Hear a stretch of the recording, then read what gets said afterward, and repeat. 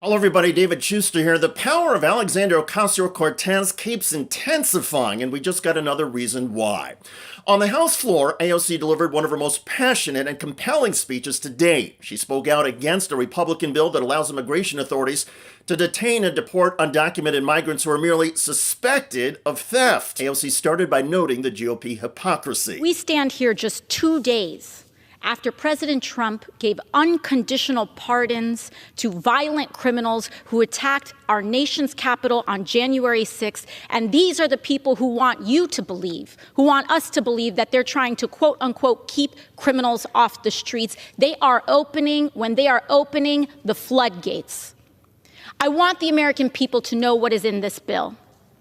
Because in the guise and in the wake of tragedy, we are seeing a fundamental erosion of our civil rights. In this bill, if a person is so much as accused of a crime, if someone wants to point a finger and accuse someone of shoplifting, they will be rounded up and put into a private detention camp and sent out for deportation without a day in court, without a moment to assert their right and without a moment to assert the privilege of innocent until proven guilty. Without being found guilty of a crime, they will be rounded up. That is what is inside this bill, a fundamental suspension of a core American value. And that is why I rise to oppose it. A Democratic lawmaker from New York outlined that even children of undocumented migrants, the so-called dreamers, can be rounded up and deported simply because somebody makes an accusation. AOC noted that under the Republican bill, the principles of due process articulated in the Constitution are thrown out. AOC went on to point out that the private prison industry, which has an army of lobbyists in Washington, will benefit from the $83 billion Republican measure.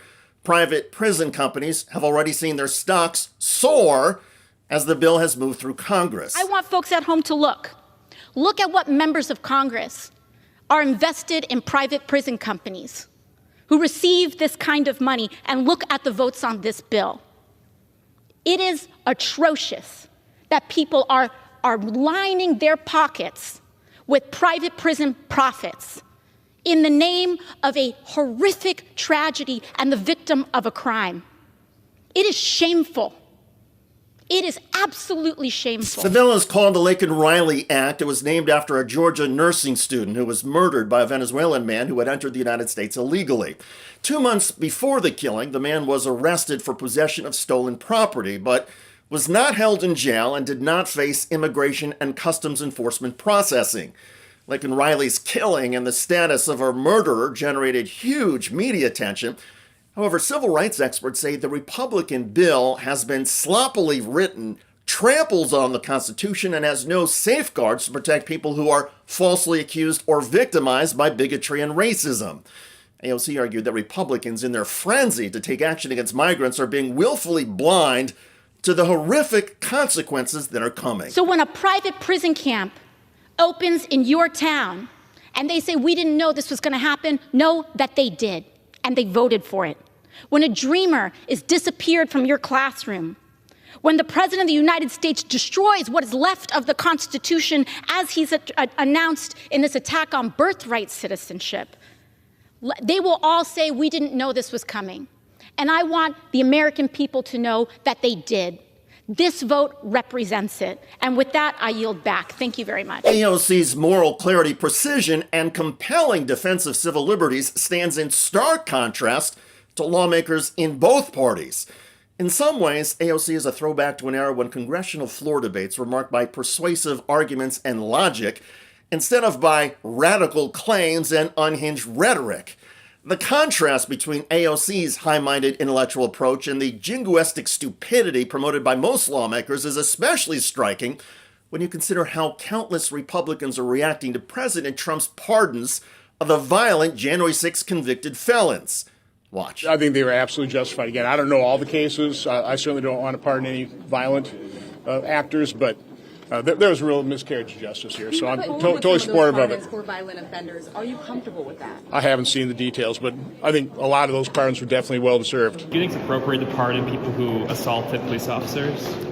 Well, first of all, President Trump talked about that during the campaign. Joe Biden said he wouldn't pardon a lot of the people that he pardoned yesterday.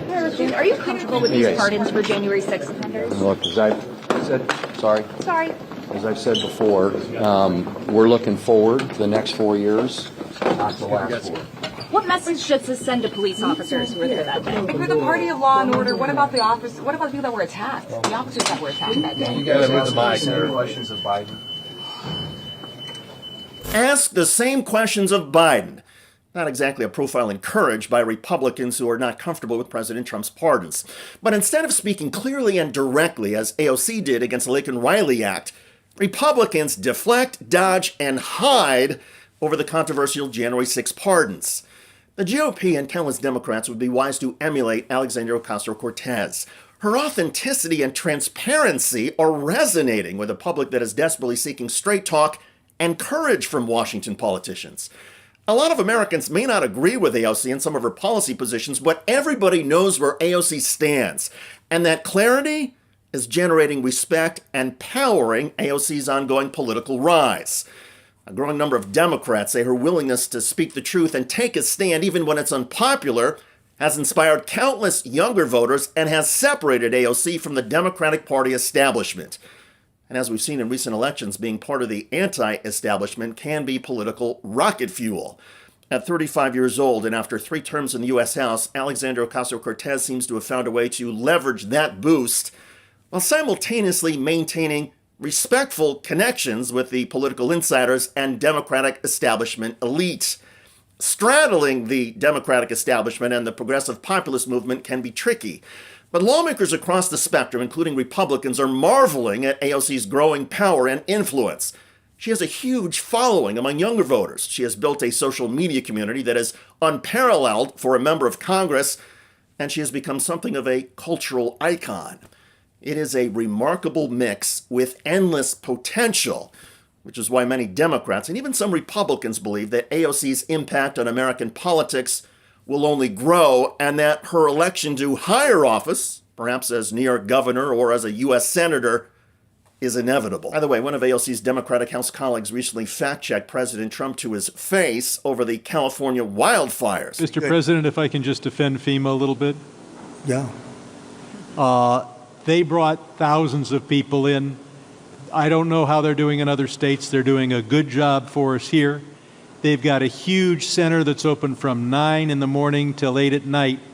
But also, when you have a disaster this size, you need to be able to deploy thousands of people, which they've been able to do. Check out that video at the link below. I'm David Shuster. Thanks for joining us.